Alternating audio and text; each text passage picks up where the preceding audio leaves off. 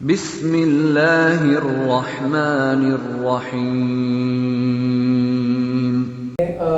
तानिया चहारुम का साइंस पढ़ेंगे और उन्वान है मेरा दांत यानी माई टीथ। और इसमें आज हम लोग पढ़ेंगे स्ट्रक्चर ऑफ टीथ यानी दांत की बनावट। तो देखिए बच्चों, दांत में जब हम दांत के बारे में बात करेंगे तो दांत में ये मुख्तलिफ चीज़ें पाई जाती हैं जिसके वजह से दांत बनता है और दांत से हम लोग फ़ायदा उठाते हैं। और खाने पीने में जो भी चीज़ होती है उसमें हम लोग फ़ायदा उठाते हैं। तो बच्चों देखिए कि जब दांत के बारे में हमने पिछले क्लास में भी समझाया है कि दांत जो होते हैं किसी भी चीज़ को खाने में, चीरने में, फाड़ने में, छोटा छोटा बारीक करने में क्या करता है, मदद करता है। दांत जो है हमारे लिए काफ़ी एक कुदरत का एक बहुत ही बड़ा देन है, जो कि हम लोग दांत के वजह से काफ़ी बहुत अच्छे देखने में वही यार इंसान जो है काफ़ी खूबसूरत दिखता है। तो बच्चों आपको मालूम होगा कि दूध के दांत होते हैं, फिर परमानेंट दांत होते हैं। तो जाहिर सी बात है कि जो दांत होते हैं उनका दो चौ होता है, एक ऊपर वाला एक नीचे वाला। तो जो मैक्सिमम दांत होंगे वो 16 ही होंगे, ऊपर में 16 और नीचे में 16, जो मैच्योर्ड होते हैं, एडल्ट होते हैं, जो बड़े होते हैं। लेकिन अगर वो दांत टूट जाती है तो फिर से वो दोबारा वापस नहीं आती है। इसलिए वो आजकल तो बहुत टेक्नोलॉजी आ गई, आपको पता ही है, अलग अलग टेक्नोलॉजी से दांतों को बनाया जा रहा है और फिट भी किया जा रहा है ताकि पता भी ना चले कि दांत है। तो क्या होता है कि जब दांत टूट जाती है तो दांत से तो हम लोग खाते पीते हैं, अगर दांत ही नहीं रहेगा तो हम लोग ना कुछ खा पाएंगे और ना कुछ पी पाएंगे। इसलिए बच्चों हम लोगों ने देखा था इंसीजर्स के बारे में, कैनिन्स के बारे में, प्रीमोलर्स के बारे में और मोलर्स के बारे में। यानी कि कटिंग वाला जो इंसीजर्स को कटिंग टीथ कहते हैं यानी काटने वाला। उसके बाद जो क्या बोल सकते हैं, कैनिन्स का जो है वो भी काफ़ी शार्प होता है, मतलब तेज होता है। प्रीमोलर्स तोड़ने में, क्रैक करने में, किसी भी चीज़ को तोड़ने में। और मोलर्स यानी कि किसी भी चीज़ को छोटा छोटा करने में, यानी ग्राइंडिंग टीथ यानी कि छोटे छोटे चीज़ में उसको तोड़ने में मदद करते हैं। तो आज हम लोग देखेंगे स्ट्रक्चर ऑफ टीथ यानी कि स्ट्रक्चर ऑफ टीथ। तो देखिए बच्चों, दांत की बनावट।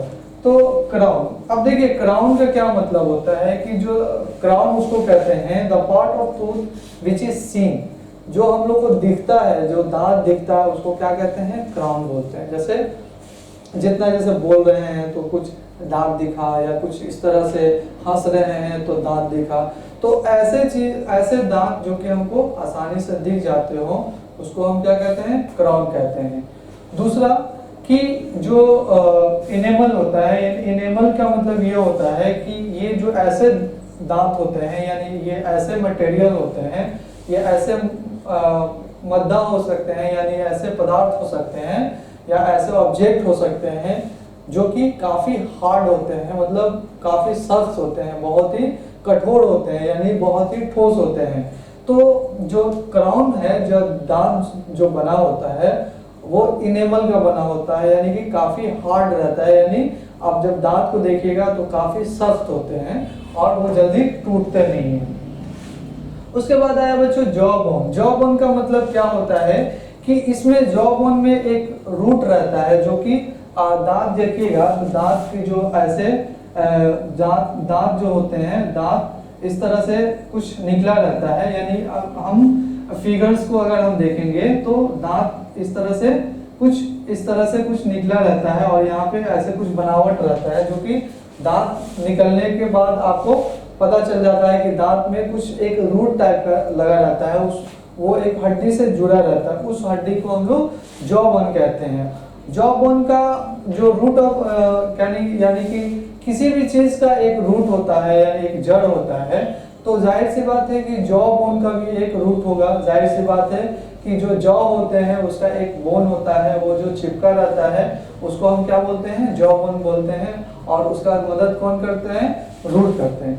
अगला आया सीमेंटम। सीमेंटम जो होते हैं एक बोन के तरह स्ट्रक्चर होते हैं, हड्डी की शक्ल की समान होती है, जो कि दांत को सजाने में मदद करते हैं, यानी कि जो दांत होते हैं वो काफ़ी फिक्स्ड अवस्था में रहते हैं। जैसे हम लोग का दांत काफ़ी फ्लैट है, यानी पूरी तरह से ये है, तो इसमें सीमेंटम एक ऑब्जेक्ट पाया जाता है, यानी कि एक मद्दा पाया जाता है, एक मटेरियल पाया जाता है जो कि दांत को क्या करता है, फिक्स जगह पे रखने में मदद करता है। अब बच्चों गम्स के बारे में बात हो रही है, तो गम्स क्या है? Gums surround the tooth and cover the jaw bone. Gums क्या करता है? दांत के सराउंड में जाता है और कवर करता है जॉ बोन को, यानी कि जो दांत होते हैं, दांत के ऊपर जो बोन होते हैं उसको कवर करते हैं। जैसे हम मशवरा भी बोल सकते हैं, मशवरा, जैसे दांत के ऊपर देखते हैं आप, मशवरा बोला जाता है उसको, जो कि healthy tooth is held formally between the gum. और क्या होते हैं कि जो अच्छे दांत होते हैं उनको उसमें रहने में मदद होते हैं, यानी कहने का तो गम्स जो होते हैं जो उनको क्या करते हैं, कवर करते हैं। उसके बाद जो टीथ और गम्स जो होते हैं उसमें क्या होते हैं, ब्लड वेसल्स और नर्व्स। जाहिर सी बात है बच्चों, आप ध्यान देखिए, जब आपकी दूध की दांत टूटती है तो आपको काफी तकलीफ होते हैं। रीजन उसके पीछे क्या है कि उसके पीछे क्या होता है, ब्लड वेसल्स, यानी कि ब्लड का रेंज उसमें चिपका रहता है, उसमें से खून भी निकलता है। और नर्व, जब दांत टूटने लगता है तो बच्चों हमारा जो पूरा जिस्म जो है क्या है, नर्व से भरा हुआ है, यानी पूरे जिस्म में नस है। तो जाहिर सी बात है कि अगर कहीं नस में तकलीफ होगी तो पूरे जिस्म में तकलीफ होती है। इसलिए आप देखते होंगे कि जब दांत में बहुत ज्यादा पेन होता है, दर्द होती है, तो क्या होता है कि पूरा जिस्म में एक पता नहीं किस टाइप की कैफियत होती है जो कि काफी खराब महसूस होता है। तो बच्चों उसके पीछे रीजन क्या होता है, उसके पीछे ब्लड वेसल्स का रीजन होता है, यानी कि नस का रीजन होता है।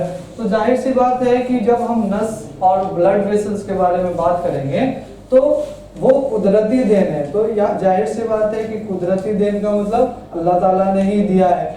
तो जाहिर सी बात है, हमने देखा क्राउन के बारे में, इनेमल के बारे में, जॉ बोन के बारे में, सीमेंटम के बारे में, गम्स के बारे में, ब्लड वेसल्स के बारे में और नर्व के बारे में। बच्चों इसमें आपको कोई भी तकलीफ हो, परेशानी हो, इस टॉपिक को अगर आपको नहीं समझ में आया हो तो आप कमेंट बॉक्स में ज़रूर कमेंट कीजिएगा। इंशाल्लाह इसका आपको तसफ़ी बख्श जवाब देने की कोशिश की जाएगी।